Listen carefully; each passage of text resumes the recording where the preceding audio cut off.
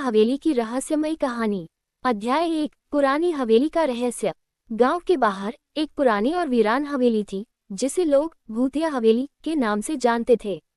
कई वर्षों से इस हवेली में कोई नहीं गया था, क्योंकि गांव वालों का मानना था कि वहां भूत रहते हैं। कहते थे कि जो भी उस हवेली में गया वह फिर लौटकर नहीं आया। रवि, सोनू और पिंकी 3 दोस्त थे, जो भूत प्रेत की कहानियों में बहुत रुचि रखते थे। एक दिन वे इस हवेली के बारे में बातें कर रहे थे। रवि ने चुनौती दी, अगर हम असली में पता लगाएं कि वहां भूत है या नहीं। सोनू घबरा गया, नहीं भाई, मैंने सुना है कि वहां सच में कुछ अजीब होता है। पिंकी हंसते हुए बोली, डरपोक मत बनो, चलो एक रात वहां जाकर देखते हैं। तीनों ने मिलकर तय किया कि वे आधी रात को हवेली में प्रवेश करेंगे। अध्याय 2। हवेली में पहला कदम। रात के ठीक 12 बजे तीनों दोस्त टॉर्च और मोबाइल लेकर हवेली पहुंचे। दरवाजा टूटा हुआ था और अजीब सी सरसराहट की आवाजें आ रही थीं। जैसे ही उन्होंने कदम रखा, ठंडी हवा का झोंका आया और दरवाजा अपने आप बंद हो गया। सोनू डरते हुए बोला, हम वापस चलें। रवि ने हिम्मत दिखाते हुए कहा, अब आए हैं तो देख ही लेते हैं।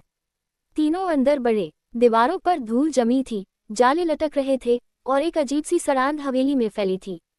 अचानक एक खिड़की अपने आप खुली और जोर से धड़ाम की आवाज आई। अध्याय 3। रहस्यमयी परछाई। वे धीरे धीरे आगे बढ़े और एक बड़े हॉल में पहुंचे। तभी उनकी टॉर्च की रोशनी में एक परछाई दिखाई दी। वह परछाई किसी आदमी की तरह थी, लेकिन हवा में तैर रही थी। पिंकी ने डरते हुए कहा, ये क्या था? तभी परछाई की आवाज आई, तुम लोग यहाँ क्यों आए हो? तीनों दोस्त एक दूसरे को देखने लगे। वे समझ नहीं पा रहे थे कि क्या करें। तभी अचानक एक तेज ठहाका गूंजा और एक बूढ़ा आदमी प्रकट हुआ। उसकी आंखें चमक रही थीं और उसके सफेद कपड़े हवा में उड़ रहे थे। अध्याय 4। भूत की सच्चाई। वह बूढ़ा आदमी बोला, डरो मत, मैं तुम्हें कोई नुकसान नहीं पहुंचाऊंगा। मैं इस हवेली का मालिक हूँ, राजा प्रताप सिंह। 100 साल पहले मेरी हत्या कर दी गई थी और मेरी आत्मा यहाँ कैद हो गई। रवि ने हिम्मत करके पूछा, आपकी आत्मा को मुक्ति कैसे मिलेगी? राजा बोले, इस हवेली के तहखाने में एक पुराना संदूक है, जिसमें मेरी अंतिम इच्छा लिखी गई है। उसे पढ़कर कोई मेरी इच्छा पूरी करेगा, तभी मैं मुक्त हो जाऊंगा। अध्याय 5। तहखाने की खोज। तीनों दोस्त तहखाने की ओर बढ़े। नीचे घुप अंधेरा था और हर तरफ अजीब अजीब आवाजें आ रही थीं। किसी तरह उन्होंने एक पुराना संदूक खोज निकाला।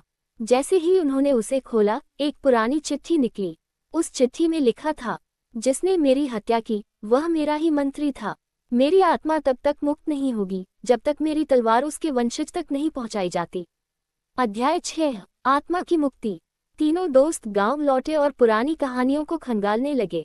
आखिरकार उन्हें पता चला कि मंत्री का वंशज अब भी गांव में रहता था।